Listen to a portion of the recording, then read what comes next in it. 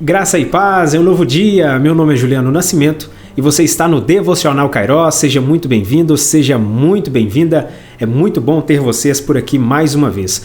Nós já estamos praticamente no final da carta de Tiago, já estamos no capítulo 5 e hoje vamos estudar do verso 1 até o verso 6 e aqui Tiago traz uma repreensão muito dura aos ricos opressores, ou seja, ricos que estavam oprimindo as pessoas mais pobres, estavam se aproveitando da sua condição abastada, se aproveitando que tinham muito dinheiro, muitas riquezas, estavam se aproveitando daquelas pessoas mais pobres. E quero lembrar você que o contexto em que Tiago escreve essa carta é um contexto em que judeus cristãos estão sendo perseguidos, eles estão espalhados por toda aquela terra e por causa dessa perseguição, obviamente, muitos desses cristãos estão em situação de pobreza, estão em situação de sofrimento. E ao invés de serem ajudados pelas pessoas mais ricas, muitos desses ricos aqui que são repreendidos por Tiago, eles estavam fazendo justamente o contrário, eles estavam se aproveitando dessas pessoas em condição humilde e Tiago condena isso e chama a atenção dessas pessoas. Logo no início, é importante esclarecer para você também que todo o argumento de Tiago aqui não é a condenação sobre o fato de ser rico, sobre o fato de possuir riquezas, mas sim de pessoas que estão usando da sua riqueza para oprimir os mais pobres, estão usando a sua riqueza não para a glória de Deus, mas sim para prejudicar ao próximo, usar a sua riqueza de uma forma muito egoísta. Vamos então à leitura do texto a partir do verso 1 do capítulo 5 da carta de Tiago, e Tiago diz o seguinte: Ouçam agora vocês ricos, chorem e lamentem, tendo em vista a desgraça que virá sobre vocês. A riqueza de vocês apodreceu e as traças corroeram as suas roupas.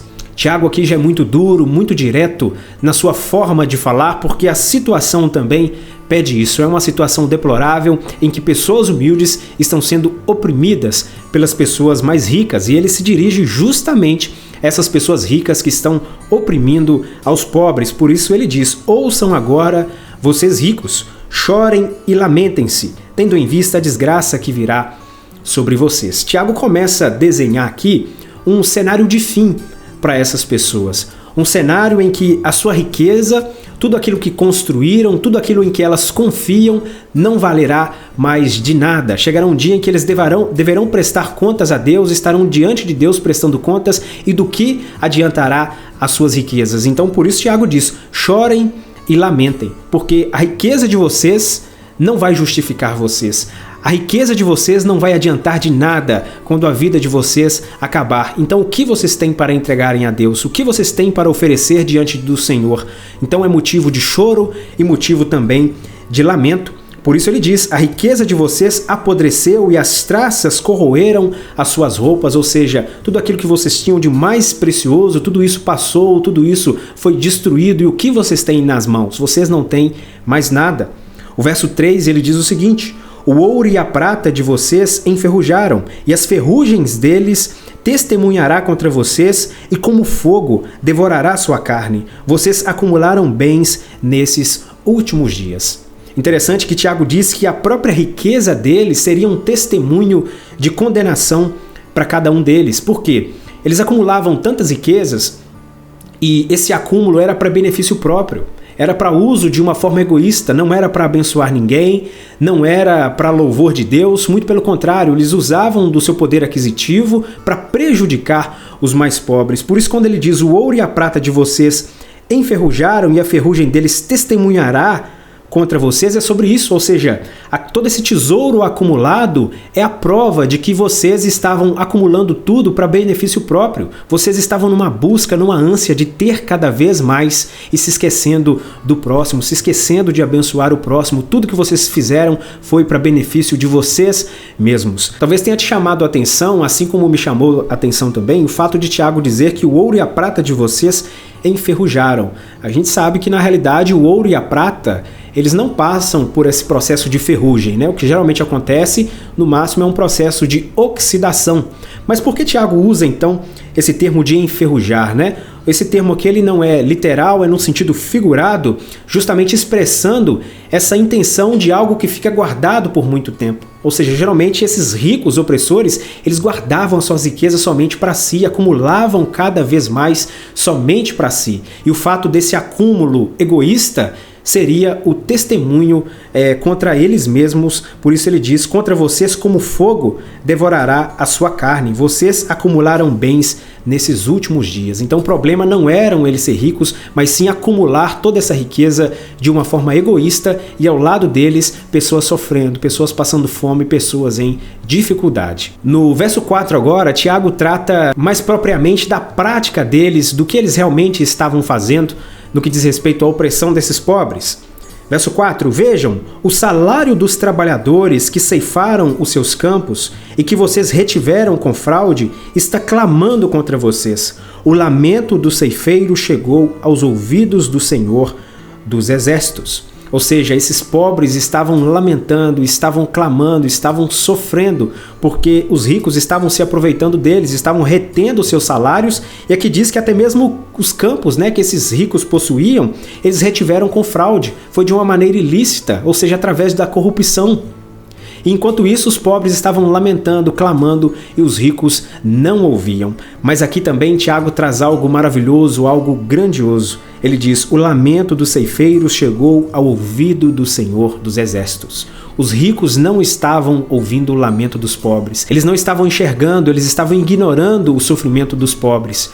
Mas havia alguém que não estava ignorando, havia alguém que estava ouvindo o lamento desses pobres, e é justamente o Senhor dos Exércitos, o Senhor Todo-Poderoso, Criador dos céus e da terra, o Senhor que é onipotente, onipresente, onisciente. O Senhor não está de olhos nem ouvidos fechados para o sofrimento das pessoas humildes. O Senhor está enxergando a tudo isso. Também não é diferente nos dias de hoje. Muitos ricos, muitas pessoas abastadas, essas pessoas olham para suas riquezas, se encontram nas suas riquezas, ignoram completamente as pessoas que estão em condição humilde, as pessoas que estão em situação de sofrimento. Elas não escutam o lamento daquele que sofre. Mas o lamento daquele que sofre não está oculto aos olhos de Deus. O Senhor enxerga, o Senhor ouve esses lamentos e o Senhor faz algo também para a justiça dessas pessoas que temem ao teu santo e poderoso nome e que buscam ser ricas para com o Senhor, ricas espiritualmente. E Tiago continua a sua repreensão aqui no verso 5.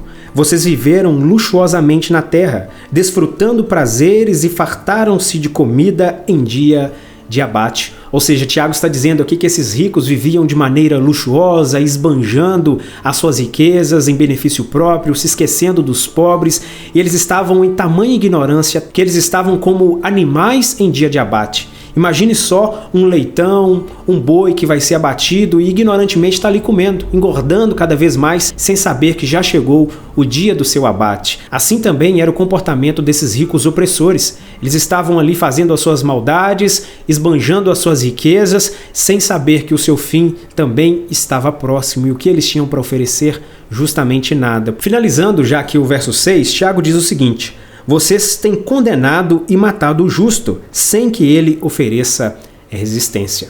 Ou seja, eles estavam condenando pessoas inocentes, perseguindo pessoas que nada podiam fazer contra eles. Estavam oprimindo pessoas inocentes, inclusive matando.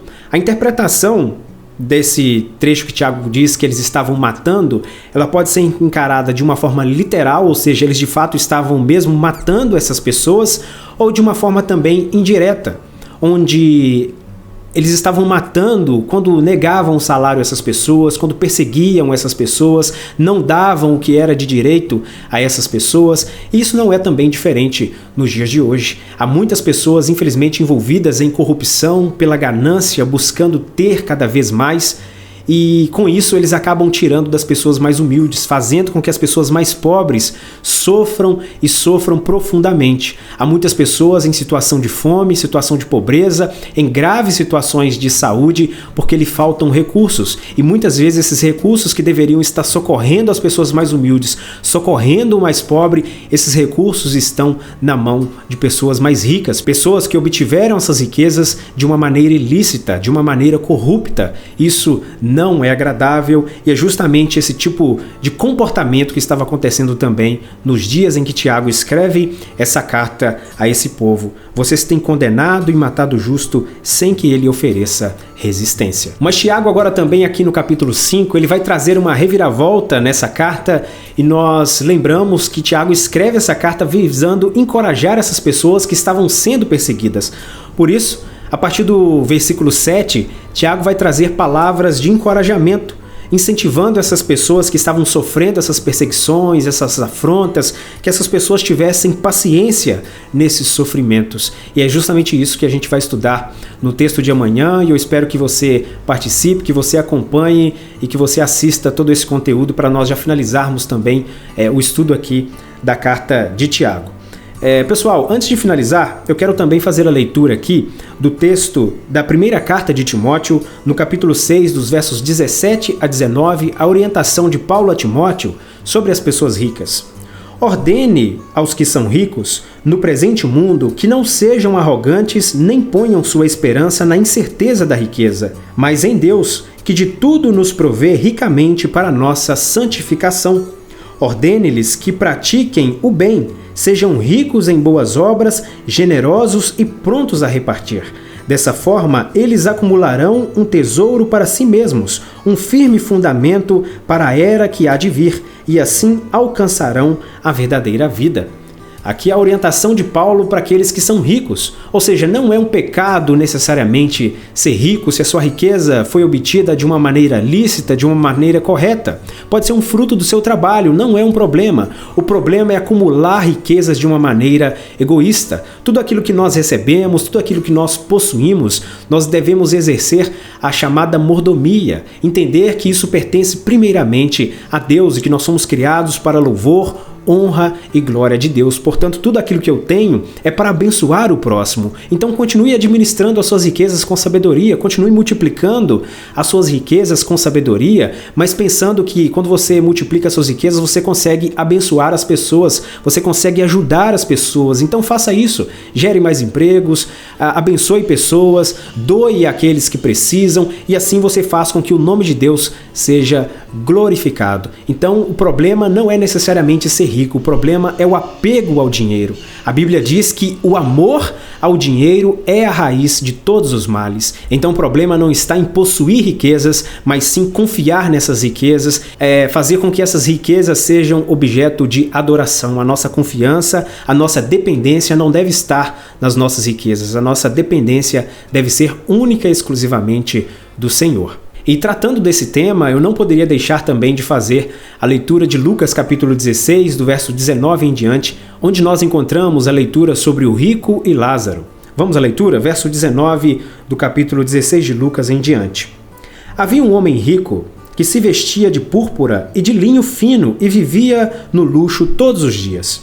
Diante do seu portão fora deixado um mendigo chamado Lázaro, coberto de chagas. Este ansiava comer o que caía da mesa do rico.